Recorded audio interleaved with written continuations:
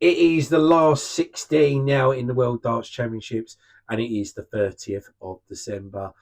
And it is Michael van Gerwen taking on Jeffrey de Graaf. Now, de Graaf has surprised quite a lot of us so far. I'm not sure many of us would have imagined him getting as far as he has in this tournament, but he has got better as the tournament has progressed. He had a bit of an iffy first round game against Sweetin, which, look, he was the overriding favourite to win that game. But he came through a bit of an iffy period in that match to come through it.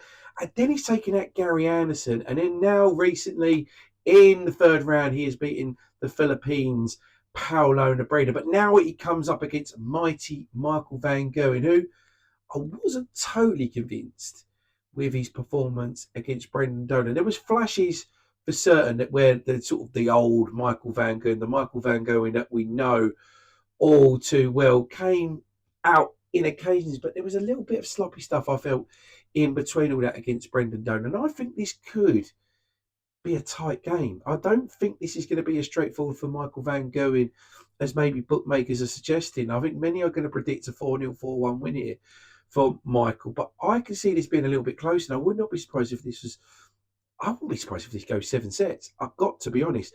I still think Van Gerwen's going to edge it, though. I do think his experience is going to be the crucial key element to this game in terms of where I think it will end up finishing. But I just think it will be a little bit closer and a little bit more edgier.